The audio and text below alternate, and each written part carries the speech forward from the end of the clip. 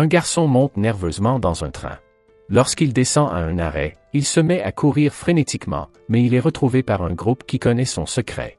Le groupe l'attaque, mais le garçon montre ses incroyables talents de combattant, battant chaque ennemi. Les ennemis l'attaquent en lui lançant plusieurs lames, mais le garçon sort sa propre lame pour dévier les attaques. Les attaquants utilisent également des aiguilles de métal appelées sambons, mais le mystérieux garçon a des réflexes fous, saisissant quelques aiguilles avec ses dents et les lançant sur les ennemis. Malheureusement, il est dépassé par les ennemis qui semblent se multiplier à l'infini, si bien qu'il l'attrape avec un dispositif qui saisit son cou et il est traîné par un homme à l'allure terrifiante. L'homme, grand et musclé, utilise son épée pour décapiter le garçon. Les agresseurs utilisent un dispositif pour confirmer que leur cible a été éliminée et ils s'en vont. Ailleurs, un fermier nommé Joe profite de la vie à la ferme et finit par rentrer chez lui pour travailler sur sa moto. Il joue aussi avec son fils Kyle. Sarah, la femme de Joe, arrive et n'en revient pas de le voir si sale. Kyle lui explique que son masque ressemble à ceux que portent les Oni, mais qu'ils sont vraiment méchants. Joe l'avertit que les Oni pourraient penser qu'il est l'un d'entre eux, mais Kyle est persuadé que son père, grand et fort, les combattra. Joe dit en plaisantant qu'il n'est pas sûr de pouvoir gagner contre ces mystérieux personnages, mais Sarah dit qu'elle les combattra elle-même.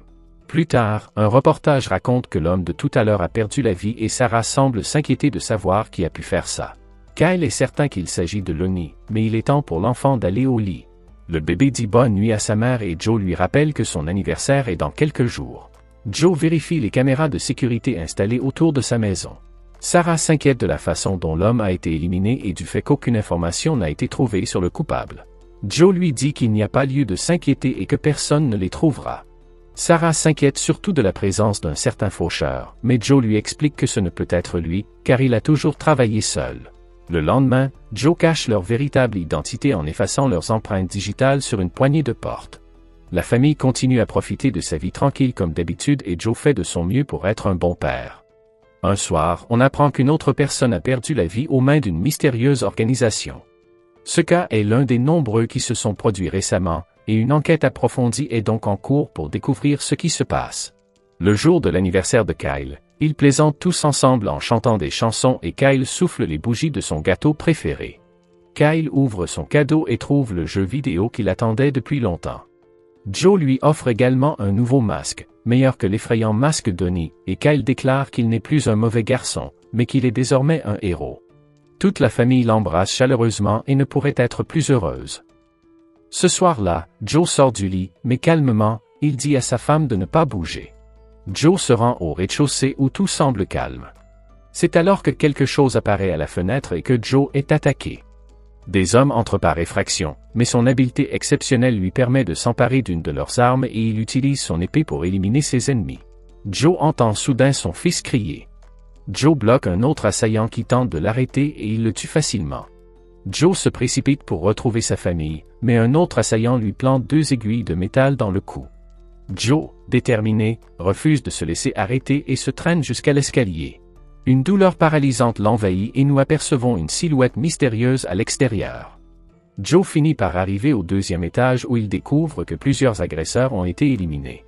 Joe est horrifié lorsqu'il voit les corps sans vie de Kyle et Sarah sur le sol. Le choc est insoutenable pour Joe et l'homme à l'allure diabolique explique que la femme de Joe s'est bien battue. Joe déchaîne sa colère, mais il est poignardé dans le dos. Il tente de rejoindre sa famille, mais ses blessures le font s'effondrer sur le sol. Quelqu'un a dû appeler à l'aide, car on entend au loin les sirènes de la police. Le chef confirme que Joe n'est plus en vie et ils partent juste avant l'arrivée de la police. La police arrive sur les lieux et découvre avec horreur que la famille a été massacrée. Quelque temps plus tard, Joe, qui n'est apparemment plus en vie, reprend conscience. Ses premières pensées sont des souvenirs de sa famille sans vie. Lorsque Joe se réveille, il se trouve dans un hôpital et l'infirmière appelle d'urgence un médecin. Joe ne prononce que le nom de sa femme et s'évanouit à nouveau. Il finit par se réveiller et un médecin lui explique qu'il est miraculeusement revenu à la vie alors que le coroner les avait déjà déclarés morts. Joe veut juste savoir ce qu'il est advenu de sa femme et de son fils, mais malheureusement, on lui dit qu'ils n'ont pas survécu. 2 personnes sont venues lui rendre visite. Elles s'appellent Mike et Emma et font partie du FBI. Ils veulent l'aider dans son enquête et lui posent plusieurs questions sur l'identité de l'agresseur. Joe ne dit rien, mais Mike dit que c'est probablement le pire moment pour lui poser des questions, et Mike laisse sa carte à Joe. Mike dit à Emma qu'il pense que Joe sait qui sont les agresseurs. Il décide donc de le surveiller à tour de rôle et Emma est la première. Joe se souvient d'avoir été emmené à la morgue pour dire au revoir à sa famille. Joe a tremblé de colère et n'a pas supporté de s'approcher des corps de sa famille décédée. Les souvenirs de sa femme et de son fils se bousculent dans son esprit et Joe commence à grogner de rage. Sa colère atteint son point d'ébullition et il retire une aiguille de son poignet. Il s'en sert pour se poignarder et fait subir à son corps des transformations étranges. À ce moment-là, Joe est attaqué par plusieurs assassins, mais il est encore plein de rage, alors il se déchaîne et élimine plusieurs des assaillants.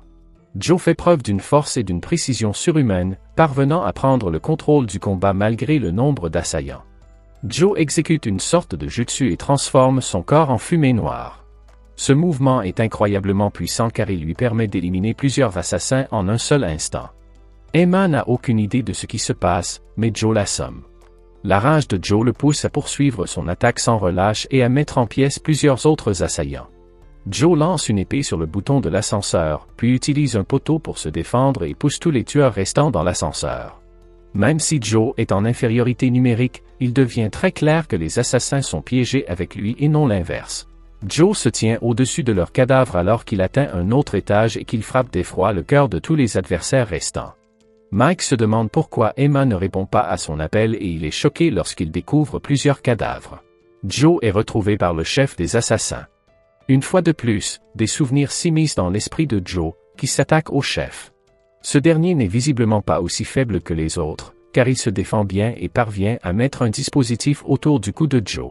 Joe se libère rapidement et le combat continue à être équilibré. Joe finit par utiliser à nouveau son habileté, ce qui lui permet de lancer une attaque dévastatrice. Joe porte d'autres coups et le combat s'achève peu après. Joe exige de savoir comment ils l'ont trouvé, lui et sa famille, et comment ils ont su qu'il s'agissait bien de lui. Le chef se moque en disant que Joe peut changer d'apparence autant qu'il veut, mais qu'il ne pourra jamais échapper à son destin. Joe enlève son déguisement et ne dit pas un mot. Il met alors fin à la vie du chef.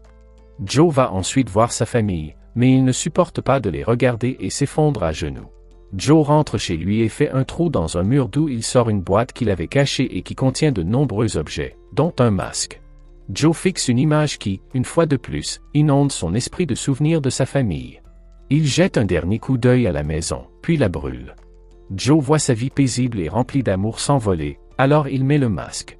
Le feu consume tous les souvenirs, mais Joe est toujours rempli de rage et cherche à se venger. Si vous voulez une suite à cet anime, abonnez-vous, laissez un like et un commentaire pour aider la chaîne à grandir. Merci d'avoir regardé cette vidéo.